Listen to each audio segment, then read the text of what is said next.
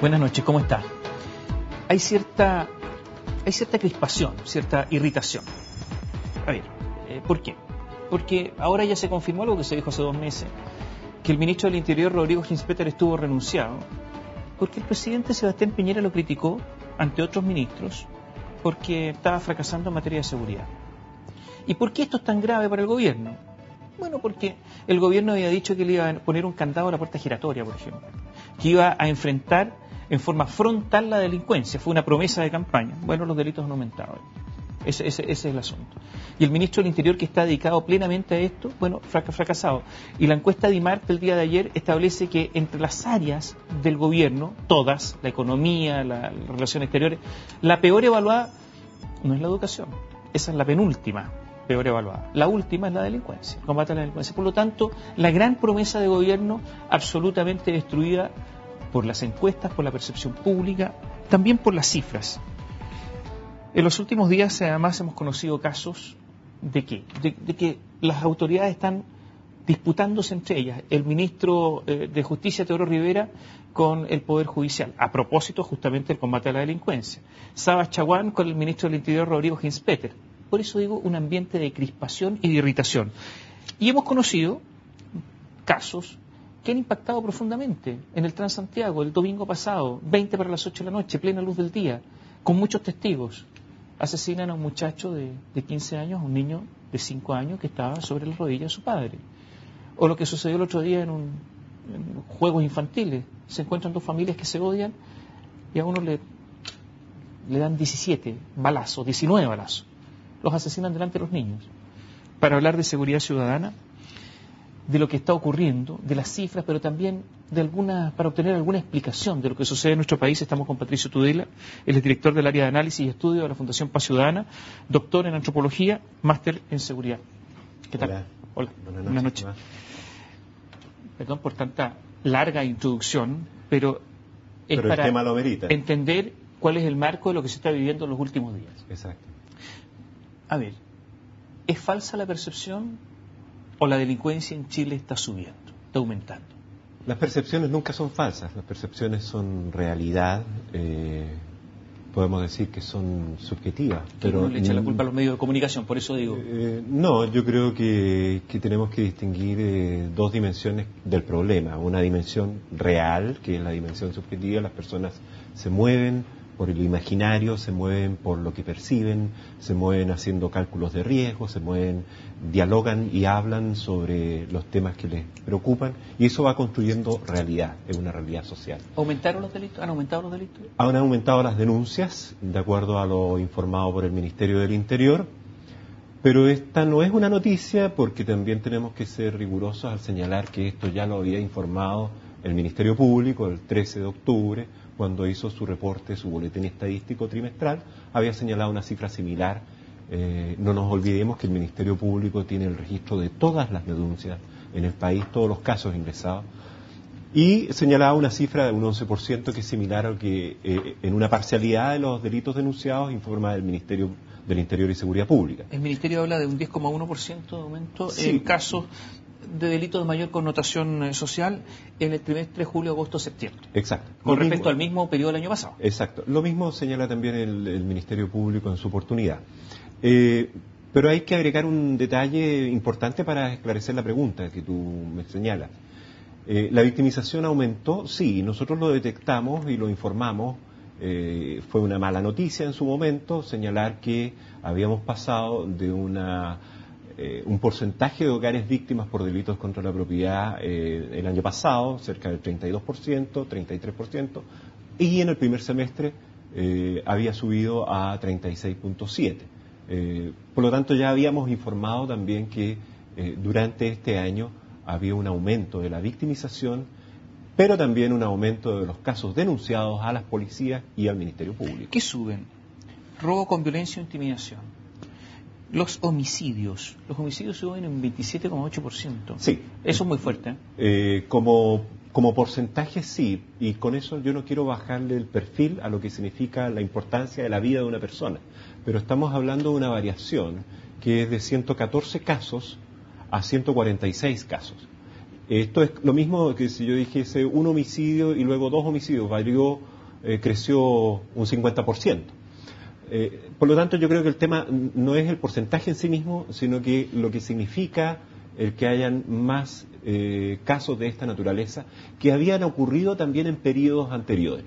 Y en eso hay que ser muy, muy correcto en destacar que las cifras que nosotros estamos observando hoy son similares en alguna medida a cifras que hemos conocido para el año 2009, para el año 2008.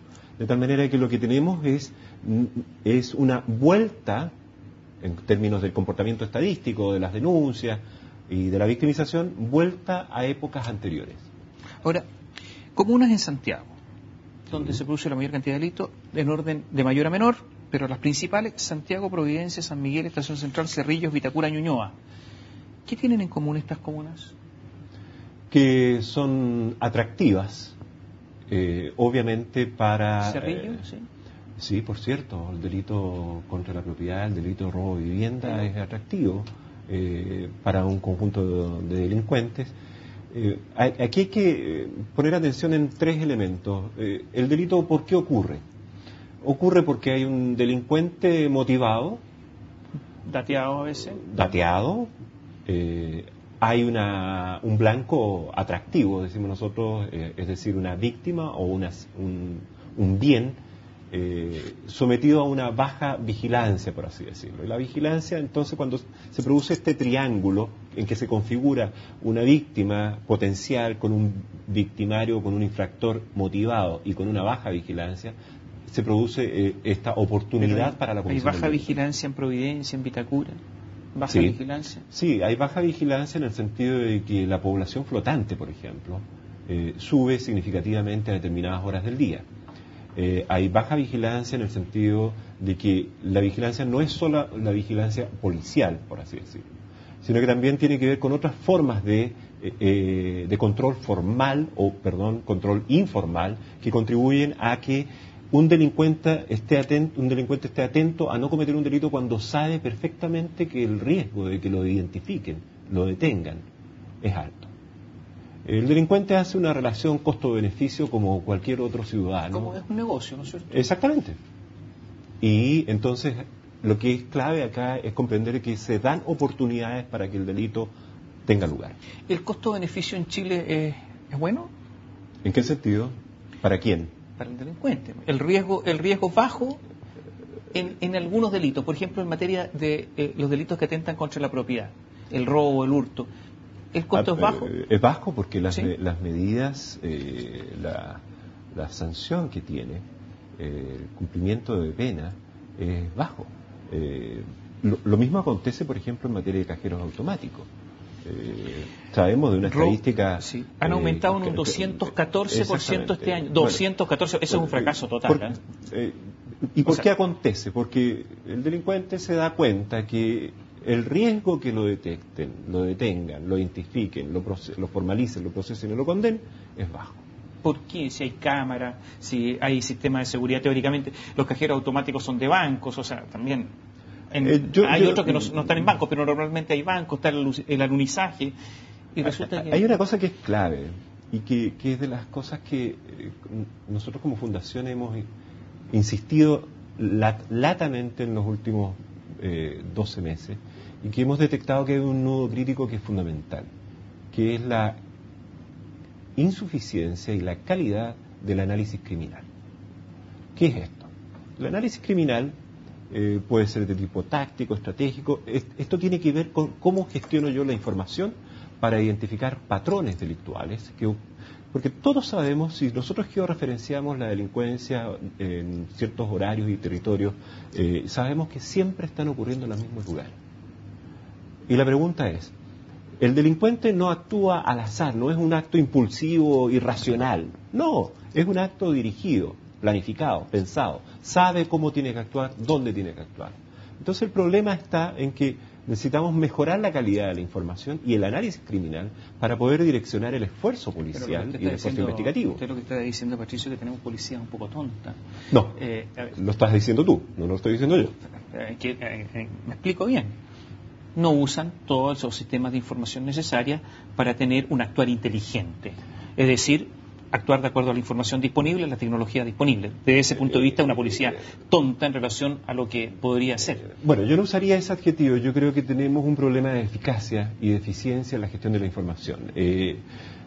Particularmente porque está demostrado a partir de un diagnóstico que hicimos en conjunto con las instituciones policiales, incluso con el Ministerio Público, que uno de los principales déficits en nuestro país es la carencia en formación y en entrenamiento en materia de análisis delictual en las instituciones de persecución penal. Bueno, entonces tenemos una policía con poca formación, sí, y por lo tanto incapaz. Sí.